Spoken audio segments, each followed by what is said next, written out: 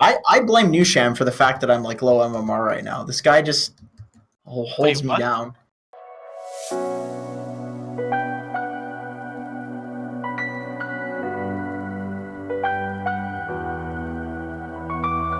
Welcome to Alchemy Answers, episode 33. Thanks for tuning in, guys, on our new home here on twitch.tv/DotaAlchemy. And we have a special guest. And it's Jenkins. Jenkins is joining us for Alchemy Answers.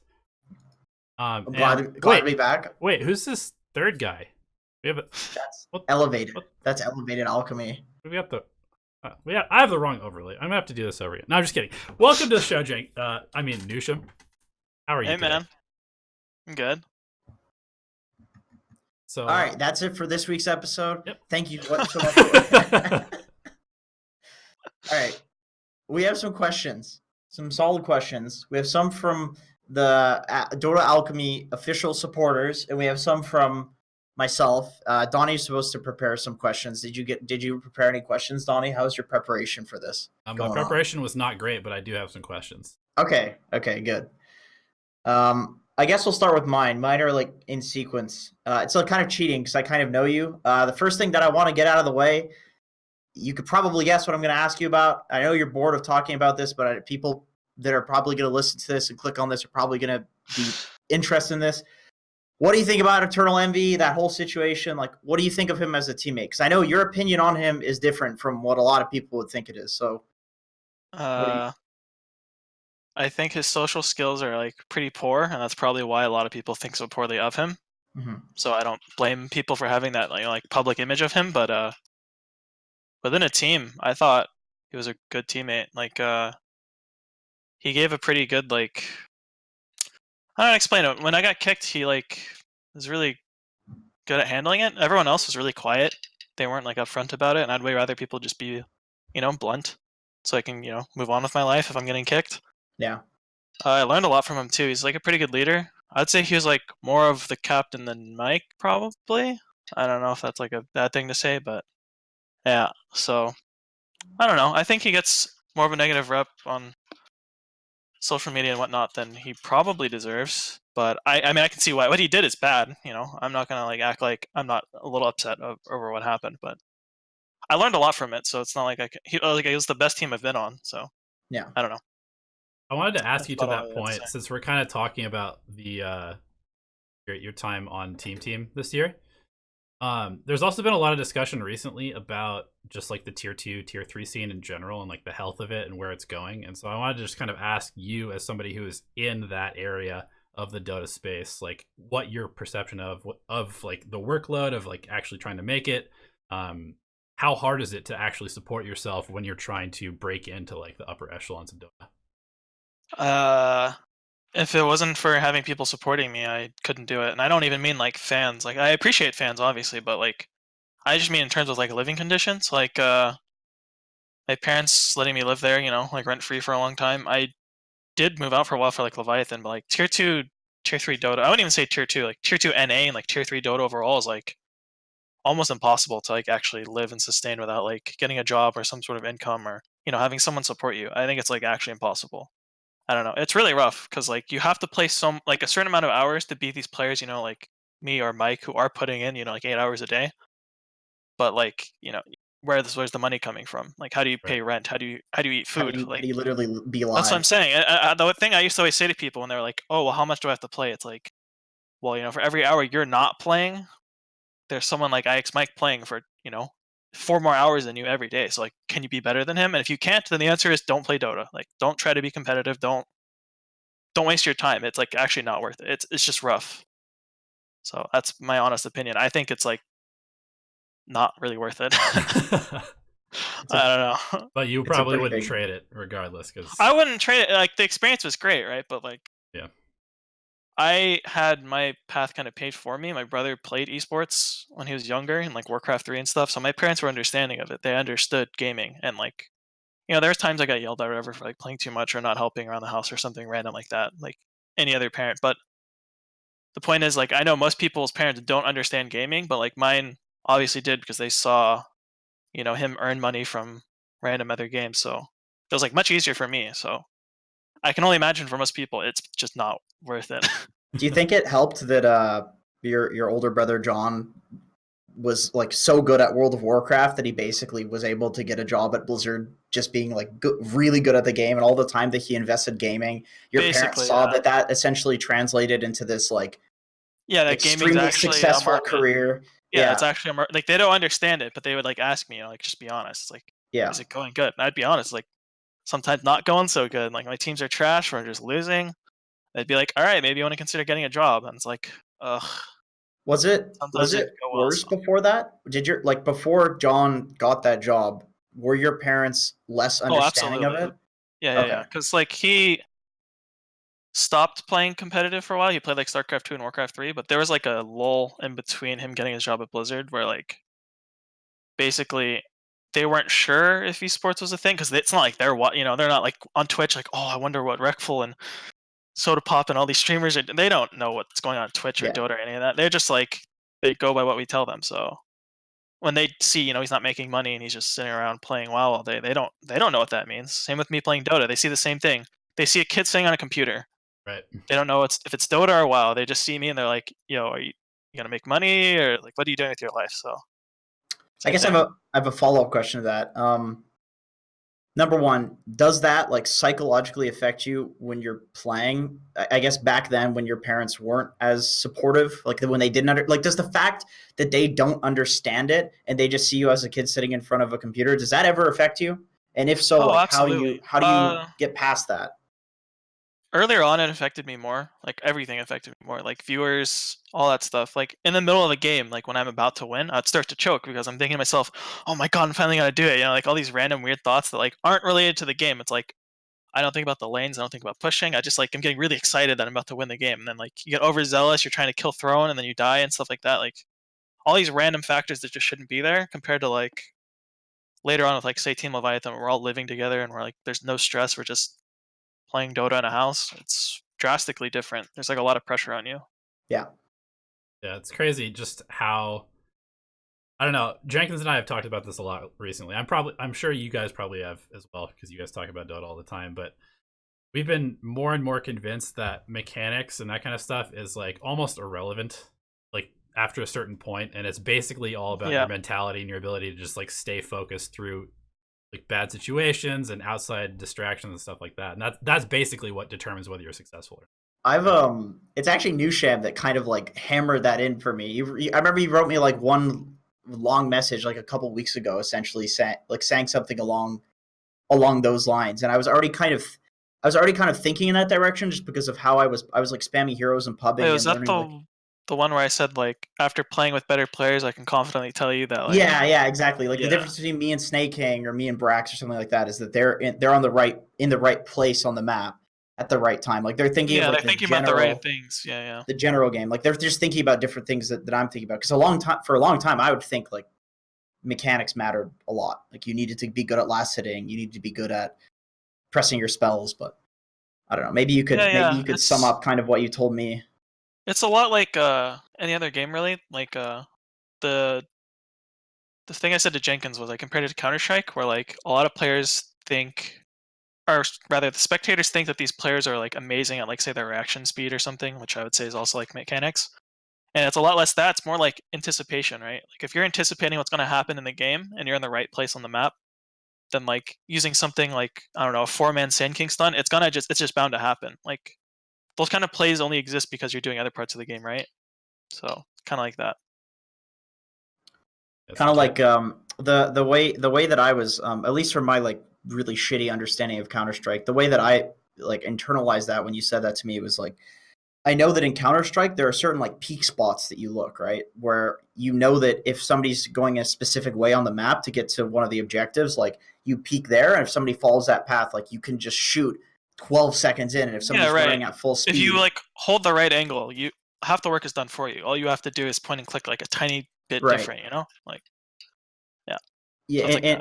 and in Dota, basically to like bring it back to Dota, when you see somebody do something that looks like some insane mechanics, or wow, somebody's already there to go for that smoke, how do they prepare for that smoke? It's literally like a minute ago they made the decision to literally just move their hero somewhere based on their understanding of the game. And it's never like, oh my god, that guy hit this huge RP on this hero, that was amazing. It's usually like, right, from like a spectator's point of view, they see some like, oh my god, that guy got like some 4-man this, or some crazy looking play. But like, it's not just about being able to press your buttons on 4 heroes. That's actually pretty easy to do. Like, most people can handle doing that, but like, they don't know why that like exact event isn't occurring in their games. It's because they're doing something else wrong. It's not that they can't press blink and press echo slam on 4 heroes. Most people can do that. It's not hard. Anyway, okay, we'll get to the Patreon questions. For Newsham, this is from Low Eval, Patreon supporter. We train with my friends, their team, and they're just trying to learn and have fun. Their current MMR range is between 800 and 2500. That's a vast MMR difference, by the way. I was going to say, but that's improving fast. What are the best practices for playing and training as a team at this level? How do you practice team fights and ability timings? This kind of goes back to what we were talking about, mechanics. How to not die on lane is the last part of that. So how do you train at that level, I guess, is the question.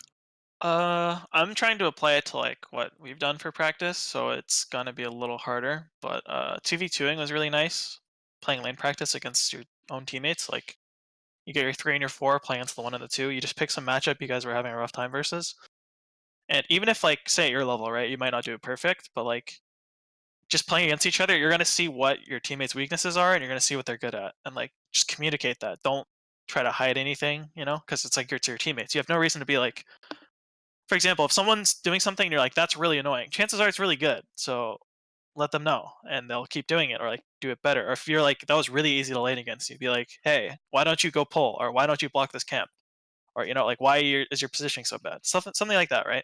Yeah. Even at a low level, just being transparent with your teammates is really helpful, and like practicing against each other. Watching replays is really nice too. You might not like fully understand what's like exactly why, say, Team Secret does some move, but like it's pretty easy to just grab some idea they did. And even if you don't know why, honestly, just getting really excited about it and like sharing some idea that looks good from a good team, I don't think you can go wrong with that. So I'd recommend just replays in practice. Would you say that I don't know if you guys ever did this or you've ever done this in a competitive team, but like having the different position players kind of explain their thought process through a scenario, and like just to give you the better insight, because obviously if you're just playing 4 all the time, you might see something that a carry does and be like, okay, well that was fine, but then if you hear the actual justification from the person who's actually playing the role, it might be sort of like an extra level of knowledge to understand what you should be doing to help them achieve their goal. We never did that like specifically for that reason, but we'd always share our thoughts like in Discord after any laning practice or any scrim or whatever, and it was really helpful. But I wouldn't doubt that like if a team actually went out of their way to do that and like help each other understand each other's roles, I'm sure that'd be really beneficial, honestly. Because a lot of these roles play off of each other. The 4 and the 5 play against like off each other a lot, or like the 4 usually plays mid a lot if he's like a roamer. So if like you understand why a mid laner is like playing on the top or bottom side, it's like, oh, trying to avoid this gank, then you have like a better idea of like your gank angles and like thinking about the runes and stuff. What heroes want to control runes, what heroes don't actually care if they get ganked or get runes. Like that shit's really important. If your teammate's playing Dragon Knight a lot and he's like, I actually don't feel like I can be ganked, then you're like, oh, maybe I don't want to play a roamer versus Dragon Knight. Something like that. I gotta say, I remember you told me recently, like, I think you were coaching me, and you were saying how if you're a 4, you're always going to look to kill the offlaner at like the 5-minute mark or something like that. Right. So you need to demand a ward from your supports as an offlaner on the shrine, so you can scout that rotation. And I've been doing that and dying so much less at that point because good people will come and try to fight the bounty runes, and I'll already have a ward there. Or like after you take the tower, you know that you're going to be pushed up far, and people like know the offlaner is going to be in that area. But thinking about that from like the 4 perspective of just that is a lane that is easy to kill around the 5-minute mark because it's like, it's nighttime, like the early wards expire. Right, you should get what you want tower dies. Yeah, you like want to move. Like naturally you're going to want to move, plus like say your tower's getting sieged. Usually just TPing right into the tower is not the greatest move. Sometimes you can TP in the shrine, let someone else TP in the tower after you go, All those things, all those factors add up, and yeah. Okay, so the Last Crusader says, is there any way to deal with a fed mid when you are a safe lane carry? This is like a super specific question. I usually always safe lane carry, and if I ever see mid doing bad, I always tell my support to go help, but sometimes the enemy mid just gets so fed, comes to other lanes, destroys me early, then snowballs. I try to go in jungle under vision, but it doesn't matter since they're just invading the jungle. Is this something that is inevitable? So how do you deal with the fed mid when you're a safe lane carry, Newsham? Let's go. Your safe lane carry, I would say the really good safe lane carries, they know how to gauge if like they can go to the enemy jungle, and they'll try to get vision in the enemy jungle and play there instead and cut waves.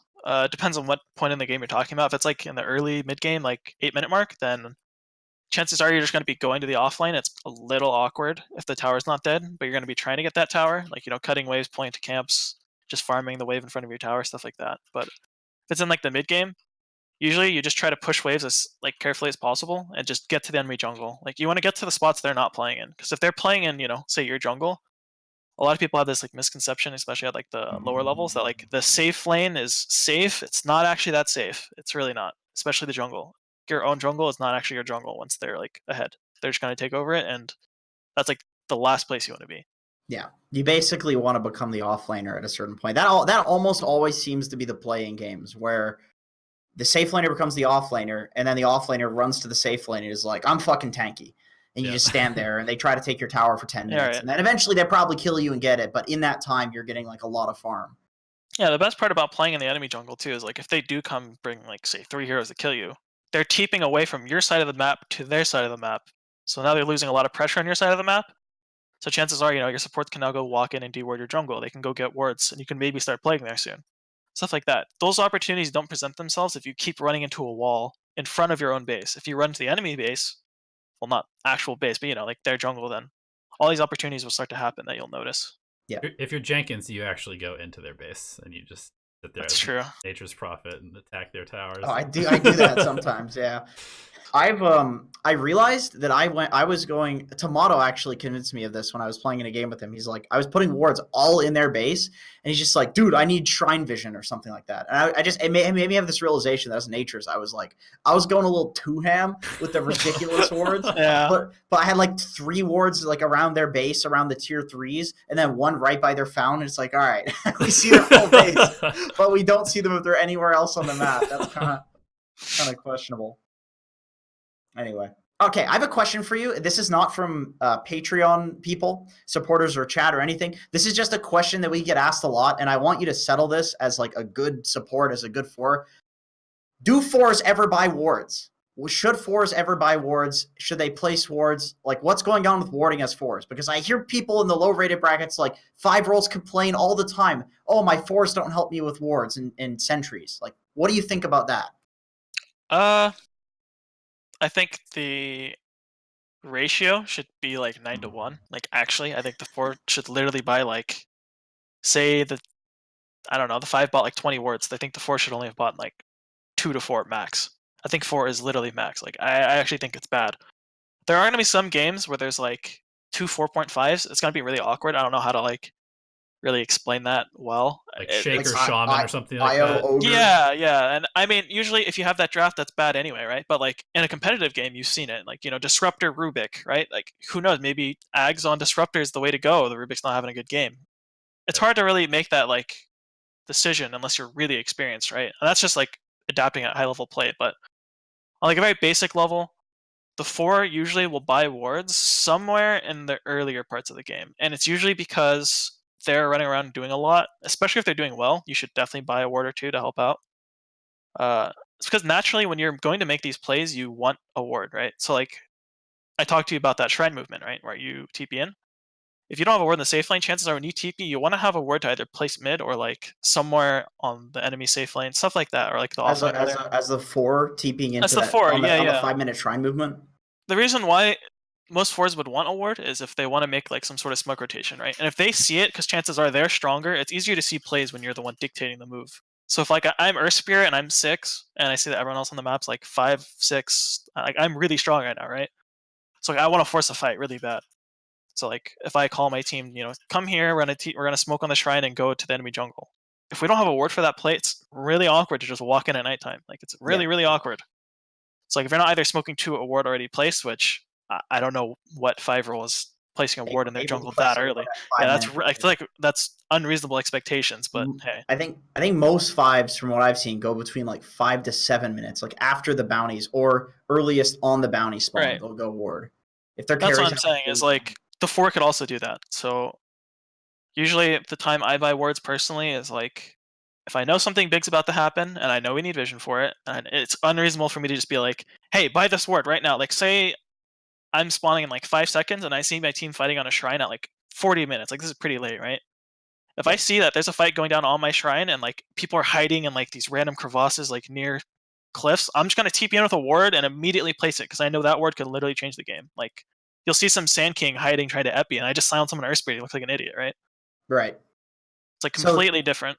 So to kind of like sum it up, it's like fighting ward. It's a ward to fight around. It's like the old Vici gaming. Right. Drop a ward during a fight, and you see shit that you otherwise wouldn't. You win that fight on like a huge power spike. Correct. The main time I buy wards is usually when I'm doing good. Is the way I would. But 4s are not running like around, an easy way. 4s are not running around placing like these Crystal Maiden ass like cliff wards and stuff. Like, oh, I gotta go on a warding mission. Exactly. 4s are not doing that. You're not doing that. At least it's not, like usually to protect an area. Right? Yeah, especially like the most common ward I will see a 4 plays is they're going to the off lane because they took the tower and the off laner got kicked out to the safe lane to protect it, and then the carry's hitting up the tri-camp. So the 4 is just down there being a core basically, like a Rubik or a Rasta, and they don't want to just feed down there, so they'll go ward the shrine and they'll just chill and farm and like pull the lane back and just farm and run their tower nonstop, farm. So you ward the enemy shrine. Right. You'd ward like you would ward for the off laner. Your safe lane. You're essentially warding for the off laner, but now you're the off laner, kind of. So like you're warding for yourself so that you can farm. Yeah. That's like the most like common farming like the dead lane as BSG. Yeah. Because if you're farming the dead lane on like a support, honestly, it doesn't feel very good to run down there and kill him with 3 heroes as the enemy team. Like, all right, you got Rasta, he's spawning in 10 seconds. Good luck with that. Cool. It's cool you say that because like I actually distinctly recall seeing PPD do that on Nature's Prophet, where he went and placed a ward for himself to farm, and I thought that was. I guess it seems a little weird just because of the concept of a 5 protecting themselves instead of like 5s are supposed to sacrifice and protect their team, and who gives a fuck if they die. But if you're just using a ward, you can sit and farm in an area for like 2 to 3 minutes. You can waste so much more time for the enemy team. You could be a core too. You could actually be a core as like an. It's not like you're just warding for yourself, right? It's like it's for you to farm. But like if you see 4 heroes running down there, that should set off signals on your team. Like, hey, we see 4 people bottom. We can go do like anything anywhere else on the map, whatever we want right now, because they're going to gank this support. Like, who cares? Yeah. So that's a cool concept actually. Like just the idea of warding the dead. And it really depends on like how deep. Do you think as an off laner I should be doing that? Like if I'm a Sand King and I go to the dead lane and just to protect myself, like buy my own ward and place it. Like I think I told you about that. I think you can do it, but usually you should try to not buy it. I think that's important. Trying to get someone to buy it for you. If they can't, just do it. I mean, I do it all the time when I play offlane, like Pudge or something. I'll just buy myself a ward. Because people won't. Let's be honest. Pubs are not optimized at all. It's a pub thing for sure. But like, also you want to think about like, say the enemy does want to make a move to you, and it's not necessarily to you as the hero, but like the area you're occupying, because like they're frustrated you're playing in the part of the map they want to go to. So if they're going to try to smoke to you, where are they going to smoke? They're not going to smoke next to you to kill you, right? They're going to smoke far away to you. So if you smoke the area, they're most likely to, TP to and smoke. Oh, like ward their shrine and then do that. Yeah. Their shrine, their tier 2, that's where they're going to smoke, right? If they're going to want to go take bot, the chances are they're going to smoke on that and go around, wrap behind you, place wards and dive you and shit. Competitively speaking, you could be like, hey, can you guys like get a ward on their shrine? Can you ward their like tri-camp area or like in the river so that we can see their shrine area? So that I could see the smoke, sort of thing. Like, because I think tri-camp wards will probably get dewarded these days, but you can still ward seeing a smoke on the tri-camp area that won't get dewarded. It just won't see into the camp. But yeah, pretty much I would say on 4 the ratio should be something like 9-1, 8-2. Don't really buy wards that much, but if someone's asking for help, I don't see why you can't help unless you're also struggling on gold. If you're having a terrible early game too, then chances are the wards aren't the problem. Yeah. It's probably your play. So yeah. I agree with a lot of the people that ask. Anyway, question for Newsham. What are your brief thoughts on Elder Titan in competitive and in matchmaking? Ooh. I actually really like the hero. I think he's underrated. I haven't seen him at all in competitive. The weakest point about him is Level 1. he has no. He has this really awkward stage, right, where a lot of fours shine, and like the early to mid game transition, where like you can set up on things and like being in a lane feels kind of good. But on Elder Titan, you like want to be like behind people and like ready to stomp, or like I don't know how to explain. He doesn't really push lanes fast. He doesn't really do anything that good. The main thing he does good is like he group fights really well, but like forcing group fights not that simple, especially versus better players, like in competitive, right? I think in matchmaking he's a much better hero, especially if you are good at the hero. You know to stack camps. Like I'll pick him in matchmaking sometimes. I think he's a better 5 personally, but even then he's a little awkward. Like you have to be really good at the hero, or I think you shouldn't play it. Like when I say good at the hero, I mean like understanding to stack camps to get really big spirits and like run over the lane phase. If you don't run over the lane phase like that, then it's not warranted. I think there's just better heroes like Abaddon. You just throw Q 5 times. Right. There you go. It's so stupidly easy to play that hero as a 5, actually. It's the most brainless. It's like Lich. It's actually like old Lich. You're just guaranteed to do fine in the lane, and then trade you just really well, and then you do really obvious shit outside of the laning stage. You just heal people. You just play like Abaddon's always been easy to play outside of the laning stage as a support. As like a core, it's kind of more difficult because you're like running in and it's hitting. Still pretty easy. Pushing. It's still pretty easy, but it's like you're doing this half thing between kind of being the tanky frontliner guy and being the healer. Like it is a little awkward. I remember Newsham, like you would tell me. The way Monkeys Forever played Abaddon was different from how I played Abaddon. I played the suicidal run-in tank frontline guy, but you showed me that like Monkeys would show up to lanes and just like protect people and essentially play as a support, which I think both ways have a benefits.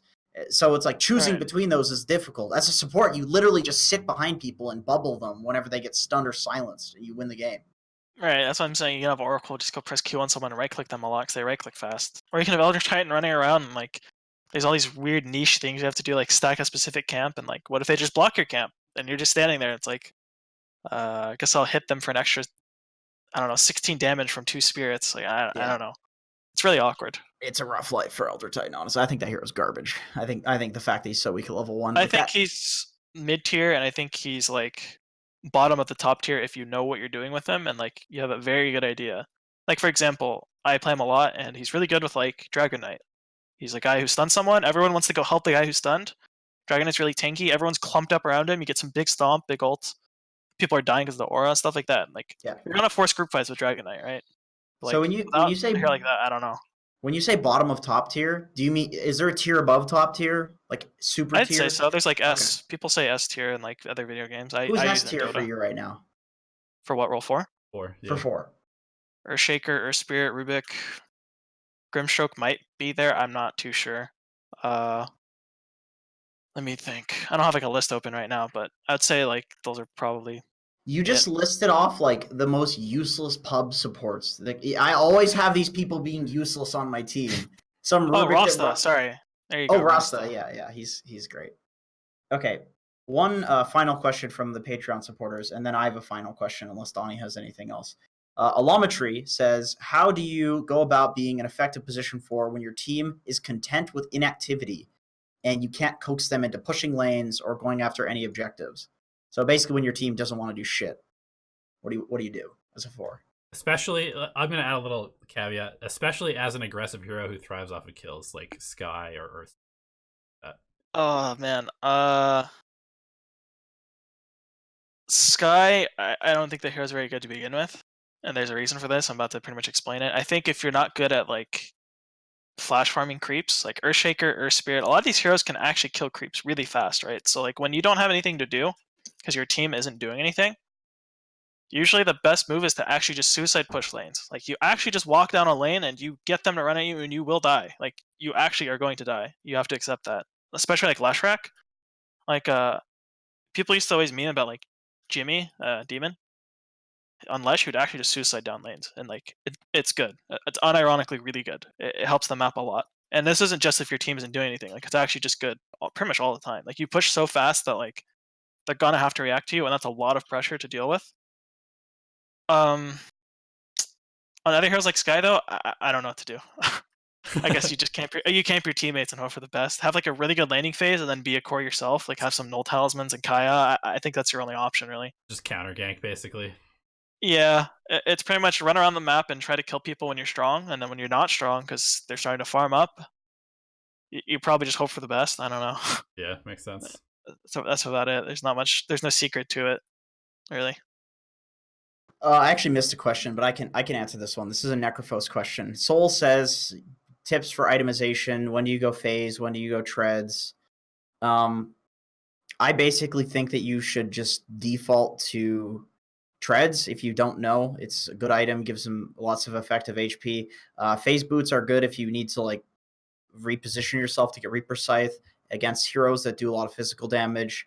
Protect yourself from like burst, physical burst, like life stealers, things like that. I really personally like phase boots because I like the damage and I like the fact that you can actually like zoom yourself into a fight, get a Reaper Scythe off. But I do see a lot of like Snake Kings and stuff like that when they're trying to be more of a core, they'll go for treads. In terms of like tanky building tanky items versus radiance and building greaves, it's basically like I think that if your team doesn't have a greaves builder, you should build greaves. If your team needs a pipe and they don't have a pipe builder, you should build a pipe. Like you're just a general offlaner. That's like the rule of thumb for offlaners. Like, you basically want all of these aura items, and between your supports, maybe some mids, and your offlaner, you should have a greaves. You should have a Vlad's. You should have a against like specific heroes. I don't know. Do you disagree with that, Newsham? Like No, I feel I like think these. you summed it up pretty good. The only thing I would add is he asked if there's any like specific identifiers. I think the biggest thing you should look at is what do you have on your team, right? If you have like TA and Lycan, like these heroes who like they need something else, right? They don't need some guy to just go dominate the lane. It's probably not going to be enough unless they're dominating. If you won 3 lanes, then chances are you won the game. I mean, that's just kind of simple. But like if we're talking mid game, the game's like kind of even. Chances are they need a little bit more out of you than just to be some right clicky guy with phase boots. That you probably need some Greaves or Atos or Lotus Orb, stuff like that. Yeah. And a lot of the counters to Necrophos usually revolve like I don't know, removing his Ghost Shroud or silencing him or something like that. So Benefiting from his Ghost Shroud, like doing magic yeah, damage. so usually you're gonna look at items like Lotus Orb or Greaves. Those ones are usually to like remove something, and then if that's not the case, you usually want to like hit a certain tanky threshold. Because the reason you're usually gonna be playing Necrophos is to be some like cancer hero sitting in a lane where like they don't want to go to you, but like they kind of have to because you're pressuring it. And then when they do go to you, you're like so deceptively tanky that like by the time they would have killed you, your team arrives and then you wipe them. That's like pretty much the ideal Necrophos game. So Yep. trying to build towards that is really important. Yeah. You were saying to me like a week ago that Necrophos is one of the best bracer heroes because you want to basically put your HP to a certain threshold where you just survive. Like as long as you can't be bursted and you just get all your shit off and heal yourself back to full HP, you're going to. Yeah, it's like old Tiny. People don't really think about this that much these days, but like there's like specific HP thresholds that like a Tiny could combo you to. It's where like if you are under that value, just get like as much HP as possible. Like it's really like prominent in Han specifically. I don't know if anyone really played that, but Hell yeah. like people would get like a lot of gauntlets. Like it looked wonky, but they'd have like a support with just 4 gauntlets walking around, and eventually you'd build like into like 1 or 2 bracers. And like the reason was so he just couldn't get one shot in a group fight. Yeah, I mean, Maybe he'd die after, but he'd get off, like 2 spells. That's better than nothing, buying right? some Ghost Scepter or hoping for like phase boots or something to save you. That's not gonna work. So like it's the same thing on Necrophos. You wanna get right to that HP threshold to where like they're trying to kill you and it's like, oh, he's so low, get the Necro, and everyone's focusing you. And then suddenly your team just swarms them and like you're still alive and you cut a kill and you're like healing up. All this, it's just really cancer, right? So that's like the ideal. That's super good on a 4 roll too. That's going in like Earth Spirit is being so tanky that they just can't. They waste so much shit to kill you. Because it's hard, right? You don't want to ignore Necrophos because like he's slowly bringing you down with Heartstopper and healing and stuff. It's so annoying. Yeah, Necro legitimately does a lot of damage. People don't realize if a fight goes on for a long time. Like Heartstopper does like 2,000 damage to you. Yeah. I have a final question, unless you have another one, Donnie. I think we should just do like a speed round. It's like a couple of minute speed round, just like 10-word answers. Okay, let me ask this one. Yeah, I'm curious about this. Is there anything outside of Dota that you do right now that you consider crucial for getting better at Dota? Outside of Dota? Like outside of Dota, is there anything? Because I know when we were back on like Leviathan, you would always talk to me about playing other games and stuff like that. Do you mean like just Dota as a whole, or like when I was playing competitive? There's like a difference, I guess. I guess when you're playing competitive, like just whatever your experience is with doing something that's not Dota related that would actually help you in Dota. might gonna be kind of embarrassing, but I'll just share it. I don't care. All right. Okay. So I'm lactose intolerant, and like I just wouldn't touch anything with cheese when I was playing on a team because I know that's gonna be an unpleasant experience. Like it's just going to. Now I'm not on a team. I don't care. I really don't. Like I don't. And then You're let's shitting see. your brains out. Oh yeah, and then also like your diet matters a lot though, right? Like for example, I would just drink mainly water. Like I actually do like shitty drinks like soda and stuff, but like on a team, I just told myself, is it worth losing? Like getting like a minor, headache or something like that. So like diet, exercise matters a lot. I'm gonna be honest, I didn't really exercise, but I don't know, it does help. When I did do it like a long time ago, like 2 years ago, it helped me in game for sure, like focus. And for me, it was just diet recently that helped me a lot.